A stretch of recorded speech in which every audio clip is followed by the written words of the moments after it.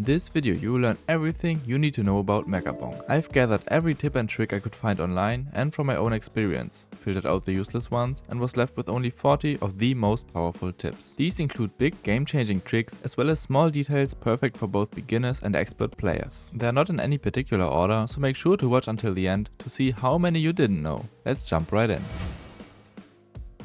This one is simple but genius. Normally, falling from high places will damage you, but you can completely avoid that by sticking close to the walls as you fall. If you slide down the wall instead of dropping straight down, it doesn't count as a fall, meaning no fall damage at all. When you spawn special enemies at the sword statues, you get a chest for defeating them. Usually this takes a while and can waste valuable time, but here's the trick. If you get those exploding guys as your special enemies, just walk close to them and let them blow themselves up. Instant chest, zero effort.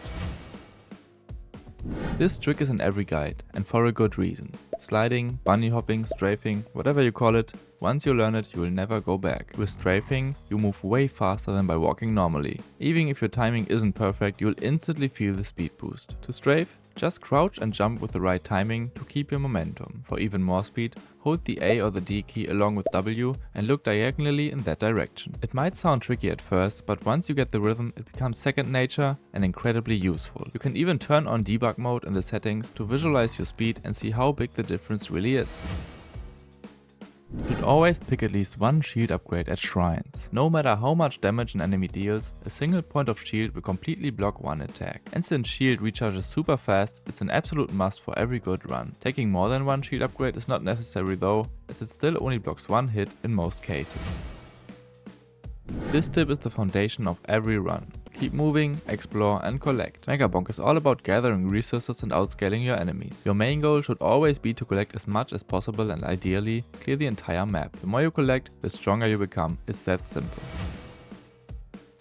This tip goes hand in hand with the last one. Using and regularly checking your minimap is a must if you want to maximize your loot. The small white dots represent pots containing XP, gold or healing hearts, all extremely valuable, especially early on. Use your map to grab as many of them as possible. Shrines, shops and other special events are marked with green squares. And yes, you should visit every single one. Yellow squares are chests, but don't stress about grabbing every single one. There are usually more than you can afford anyway. The boss portal is shown as a big red square and will always stay visible on your map once discovered. To make sure you don't miss anything, start by hugging the outer walls of the map. Circle around, then make your way toward the center and always keep track of which directions you've already cleared. This one is simple. Stay away from cliffs. Enemies love dropping down on you and it usually ends badly.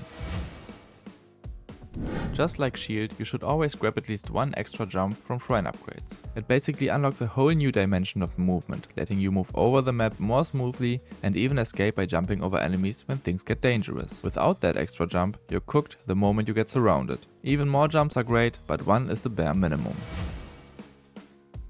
If you're having trouble finding the boss portal, look out for the red wind. You can spot it from far away and it always leads directly to the portal's location.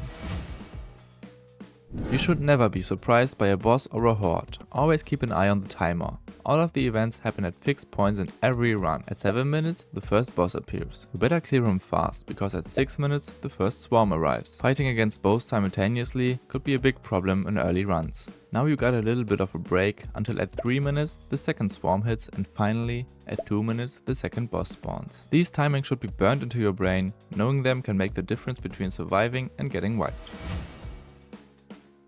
Be careful with the feather item, it's a double-edged sword. This item lets you jump higher, but it also increases your knockback. If you stack too many, you might get launched across the map and completely lose control of your movement. Don't get too greedy with those monuments. It happened to me more than once that I lost a great run just trying to save a few seconds. Remember, you can always grab it later, it's not worth the risk.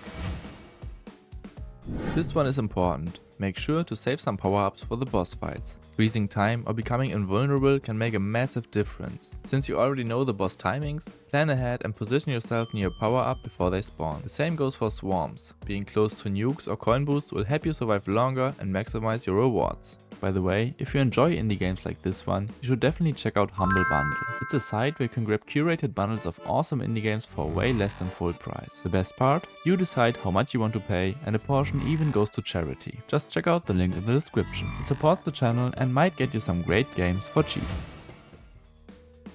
When you spawn special enemies, don't bother hanging around to finish them off. Keep exploring and collecting, your damage will take care of them sooner or later.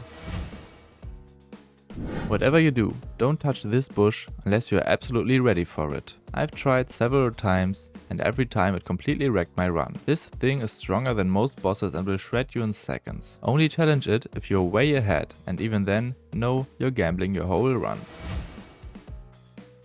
Ever pick the wrong upgrade just because you were mashing buttons too fast? Yeah, it happens. To fix that, increase the input delay in the settings. It won't make your reactions slow or anything like that, it just adds a tiny buffer so you don't accidentally select the wrong upgrade again.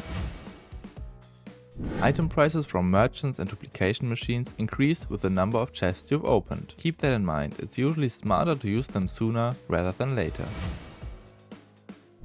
Here's a cool detail most players miss. You can actually tell the rarity of a shop's item just by looking at the merchant's hat. He'll wear a blue, purple or yellow hat, showing the rarity of the items he's selling.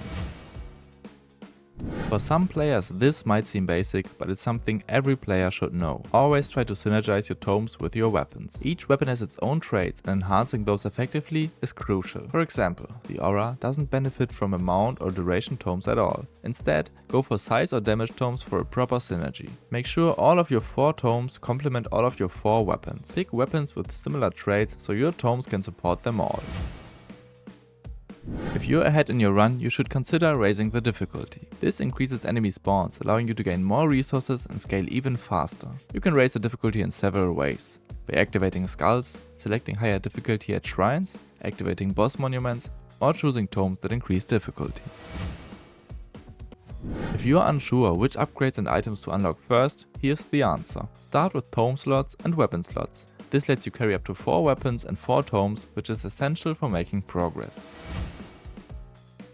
Don't be afraid to restart a run. When you realize early that this run is just unlucky and you don't get the choices you want at all, just hold the R button and restart the run. This saves you a lot of time and nerves. Often you die the death of 1,000 cuts. A bit fall damage here, a few small hits there, and you're suddenly down. To prevent this, make sure to pick at least one HP regeneration item or upgrade. That way you can slowly heal back up and avoid losing your run to minor damage. Timing the final boss summon at the portal is crucial. Do it too late, you'll run out of time and those ghosts will swarm you. But summon too early and the stage ends right after the boss goes down, cutting your progress short. The sweet spot depends on how strong your run is, but generally, summoning around the 1 minute mark works best.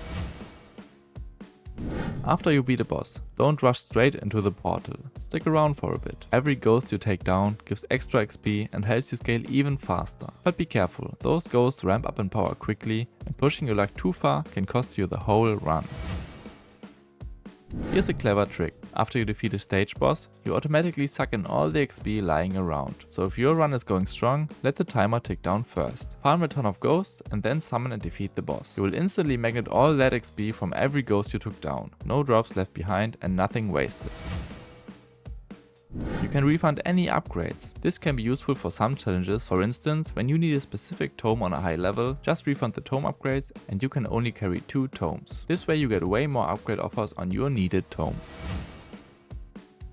If you're aiming for a high luck run, don't open chests at first. Save your gold, increase your luck and then open them all as late as possible to maximize your chances of getting something great.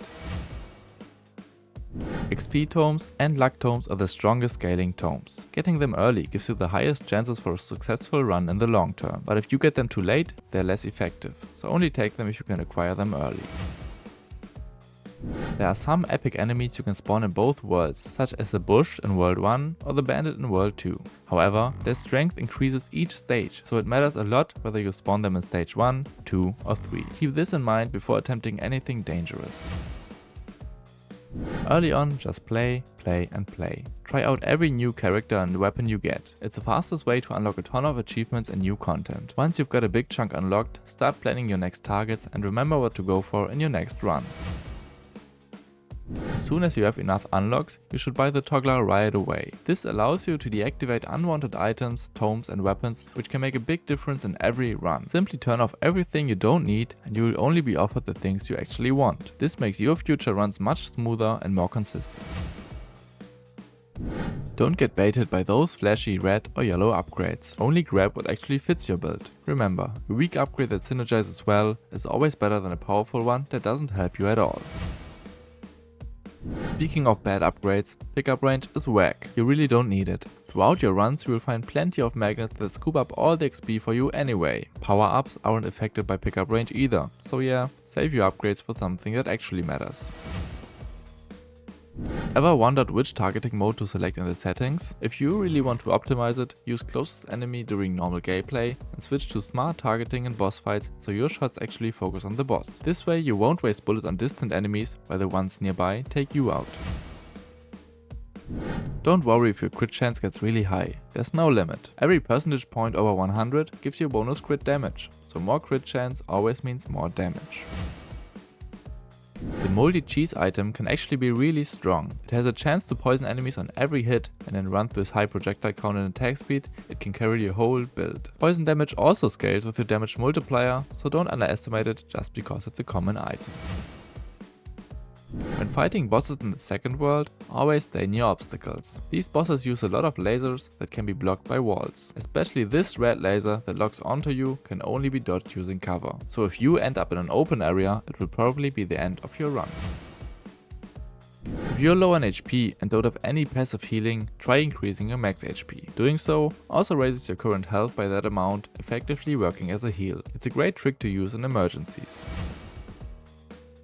Megabonk is still getting regular content and balance updates, so the meta keeps shifting. Make sure to check in from time to time to see what's currently OP and which weapons or items are dominating. If at least one of these tips made your next run a little easier, please consider subscribing. It helps a lot. And don't forget to check out my other tips and tricks videos to discover even more cool stuff about your favorite games.